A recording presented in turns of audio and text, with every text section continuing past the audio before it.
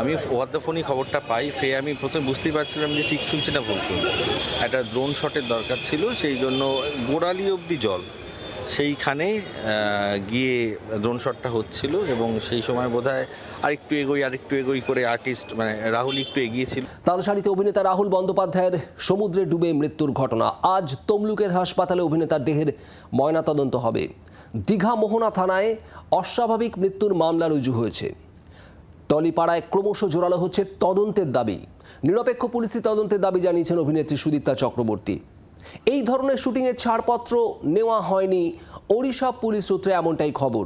যদিও শুটিং ইউনিটে প্রোডাকশন ম্যানেজারের দাবি স্থানীয় পুলিশকে বলে রাখা হয়েছিল। ঠিক কী ঘটেছিল গতকাল তালসারী সমুদ্র সৈকতে শুটিংয়ের সময়, তা নিয়েই একাধিক প্রশ্ন উঠছে। অয়ন ঘোষাল আমাদের প্রতিনিধি রয়েছেন আমাদের সঙ্গে সরাসরি। অয়ন, বিভিন্ন যে বক্তব্য উঠে আসছে প্রোডাকশন ম্যানেজার থেকে শুরু করে ওড়িশা পুলিশ, নানা বক্তব্যে একাধিক দাবি এবং পরস্পর বিরোধী দাবি।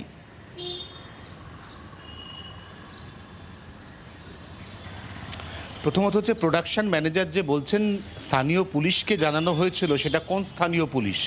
কারণ যেখানে শুটিং হচ্ছিল সেটা পশ্চিমবঙ্গ পুলিশের আওতার মধ্যে আসেই না, সেটা উড়িষ্যা পুলিশের আওতার মধ্যে আসে। উড়িষ্যা পুলিশকে কি ইন্টিমেট করা হয়েছিল? ইন্টিমেট করা হলে কখনোই শুটিং পারমিশন পাওয়া যেত না, কারণ তালসারী একটি সংরক্ষিত সমুদ্র তট। এই তালসারীতে কোনো রকমের বাণিজ্যিক শুটিং সম্পূর্ণ নিষিদ্ধ। ড্রোন ওড়ানোর তো প্রশ্নই ওঠে না। এটা একটা কোনো প্রফেশনাল ব্লগার বা শখের ব্লগার নয় যে হঠাৎ করে কোনো একটা সমুদ্র সৈকতে গিয়ে নিজের মতো ড্রোন উড়িয়ে নিল। এটা হচ্ছে টলিউড ইন্ডাস্ট্রির একটা খ্যাতনামা অন্যতম মেগা বাজেট প্রোডাকশন হাউস প্রযোজনা সংস্থা। এই সংস্থা পশ্চিমবঙ্গের গণ্ডি ছাড়িয়ে উড়িষ্যার তালসারীতে গিয়ে শুটিং করছে, এই শুটিংয়ের কোনো অনুমতি নেওয়া হয়নি। এটা হচ্ছে প্রথম গাফিলতি। দ্বিতীয় গাফিলতি, শুটিং ইউনিটের সঙ্গে কোনো অ্যাম্বুলেন্স ছিল না বলে প্রত্যক্ষদর্শীরা জানাচ্ছেন। শুটিং ইউনিটের মধ্যে এমন কোনো ব্যক্তি ছিলেন না যিনি যে কোনো আপৎকালীন অবস্থা, যদি জলে শুটিং হয় তাহলে সেক্ষেত্রে যদি কেউ বাই চান্স অসুস্থ হয়ে পড়েন তাকে উদ্ধার করার পর সিপিআর দিতে হয়। এই সিপিআর দেওয়ার মতো প্রশিক্ষিত কোনো কর্মী সেখানে ছিলেন না বলে প্রত্যক্ষদর্শীরা দাবি করছেন। এগুলো সমস্ত পুলিশ পরবর্তী সময় তদন্ত করে দেখবে। এই প্রযোজনা সংস্থার যিনি মাথা, যিনি কর্ণধার, তিনি বলছেন যে তার এই শুটিং শেডিউল, সেখানে জলের মধ্যে শুটিংয়ের কোনো কথাই নয়। তাহলে জলের মধ্যে শুটিংটা কার অনুমতি নিয়ে হলো? সেটাকে হঠাৎ করে ইম্প্রোভাইজ করা হয়েছে? যদি ইম্প্রোভাইজেশন হয়ে থাকে তাহলে তার আগে বেশ কিছু বিষয়বস্তু মাথায় রাখা উচিত ছিল, যে বিষয়গুলো এখানে সম্পূর্ণত ইগনোর করা হয়েছে বলে এখনো পর্যন্ত প্রত্যক্ষদর্শীদের একাধিক বয়ানে উঠে আসছে। এবার আসি প্রোডাকশন ইউনিটের পরস্পর বিরোধী বয়ানের কথায়। প্রোডাকশন ইউনিটের একটা অংশ তারা বলছে শুটিং প্যাক আপের পর কোনো কোনো কলাকুশলী তারা হোটেলে ফিরলেন, কেউ কেউ কলকাতার দিকে রওনা হলেন। সেই সময়ে রাহুল অরুণোদয় বন্দ্যোপাধ্যায় তিনি সমুদ্রের ধারে গেলেন। একা গেলেন নাকি তার সঙ্গে কেউ ছিল সেটা নিয়েও দ্বিধা বা দ্বিমত রয়েছে, এবং তারপর তিনি তলিয়ে যান। তার সহ অভিনেত্রী বলছেন একই সঙ্গে নৌকার মধ্যে শুটিং চলছিল, ঢেউয়ের ধাক্কায় নৌকা টালমাটাল হয়ে যায়, নৌকাটি উল্টে যায়, তিনি উঠে আসেন, তাকে উদ্ধার করা হয়। সেই সময় রাহুল অরুণোদয় বন্দ্যোপাধ্যায়কে খুঁজে পাওয়া যাচ্ছিল না। যখন তাকে খুঁজে পাওয়া গেল তখন হাসপাতালে নিয়ে গেলে আর বাঁচানো সম্ভবপর হয়নি। তার মানে এই সহ অভিনেত্রী তিনি বলছেন যে একসঙ্গে শুট চলছিল সেই সময় এবং শুট চলাকালীন এই গোটা দুর্ঘটনা। যদিও প্রোডাকশন ম্যানেজার তিনি বলছেন শুটিং প্যাক আপ হয়ে গিয়েছিল, তারপরে এই ঘটনা। দুজনের বক্তব্যই আপনাদের শোনাবো। কিভাবে পরস্পর বিরোধী বক্তব্য উঠে আসছে দেখুন। আমি স্পটে ছিলাম না। আচ্ছা, কারণ আমার প্যাক আপ হয়ে গেছিলো, আর্টিস্ট ছাড়ছিলাম হোটেল থেকে। আচ্ছা, তখন খবর এসছে যে রাহুল জলে নেমেছে, ভেসে যাচ্ছে। আপনার ছিলেন?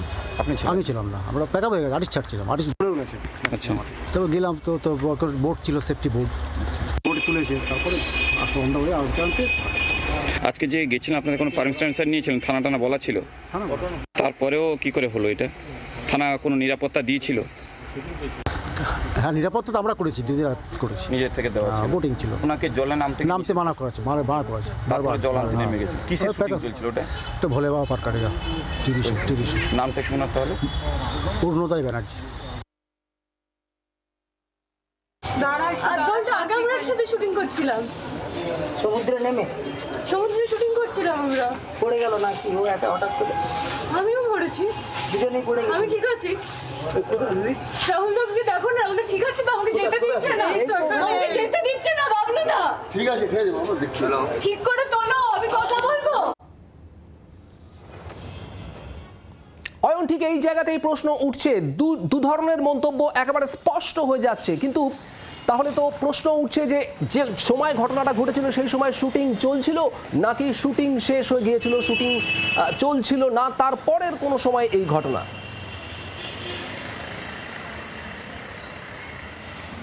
এই জায়গাটাই দর্শকদের বোঝানোর চেষ্টা করছি শুভদীপ তোমার মাধ্যমে। এই দুজনের মধ্যে যে কোনো একজন ঠিক বলছেন, একজন ভুল বলছেন। কে ঠিক বলছেন আর কে ভুল বলছেন এটা পুলিশের খুঁজে বার করা দায়িত্ব।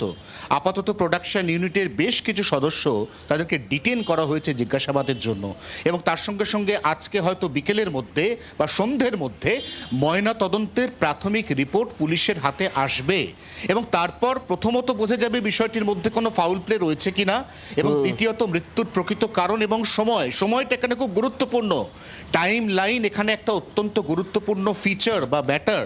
তার কারণ হচ্ছে যেভাবে শুটিং প্যাকআপের কথা বলছে একটি পক্ষ এবং যেভাবে আরেকটি পক্ষ বলছে না তখনও পর্যন্ত শুটিং চলছে, এর মধ্যে ঠিক টাইম লাইন ম্যাচ করে কোনটা ঠিক কোনটা বেঠিক এটা পুলিশ আগামী দিনে তদন্ত করে বার করবে বলে পুলিশ সূত্রে দাবি। একেবারেই অয়ন, যদি শুটিং প্যাক আপ হয়ে গিয়ে থাকে এবং শুটিংয়ের পর যেমনটা প্রোডাকশন ম্যানেজার দাবি করছেন যে জলে নামতে বারণ করা হয়েছিল, তারপরেও রাহুল বন্দ্যোপাধ্যায় জলে যান, সেক্ষেত্রে প্রোডাকশন ইউনিটের দায় থাকে না, কিন্তু সহ অভিনেত্রী যে দাবি করছেন তাতে গোটা ঘটনার মধ্যে কিন্তু প্রোডাকশন ইউনিটের দায় থেকেই যায়। অয়ন, তোমাকে ধন্যবাদ। পুলিশের তদন্ত, সেই তদন্তে কি উঠে আসে অবশ্যই আমাদের নজর থাকবে।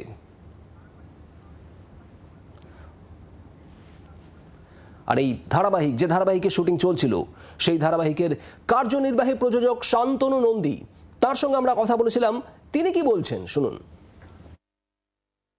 আমি ওভার দ্য ফোনই খবরটা পাই, পেয়ে আমি প্রথমে বুঝতেই পারছিলাম যে ঠিক শুনছি না ভুল শুনছি। একটা ড্রোন শটের দরকার ছিল, সেই জন্য গোড়ালি অবধি জল, সেইখানে গিয়ে ড্রোন শটটা হচ্ছিল, এবং সেই সময় বোধহয় আরেকটু এগোই করে আর্টিস্ট মানে রাহুল একটু এগিয়েছিল, তো আমাদের ইউনিট থেকেও বলেছিল যে দরকার নেই, তাও সেটা খুবই সেটা ডুবে যাওয়ার মতো জলও নয়। এবার সাডেনলি কোনো একটা বড় ঢেউ বা কিছু এসে যায়, এবং যা হয় ঢেউ এসে যাওয়াতে বালি সরে গেলে যেটা হয়, দুজনেই পড়ে গেছিলো।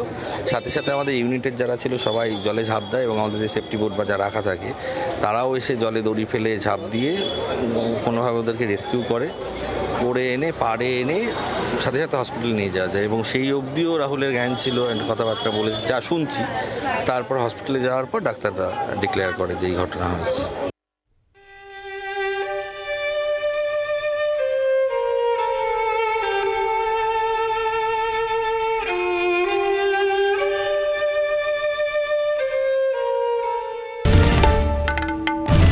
বাংলার আওয়াজ, বাঙালির আবেগ, জি 24 ঘন্টা।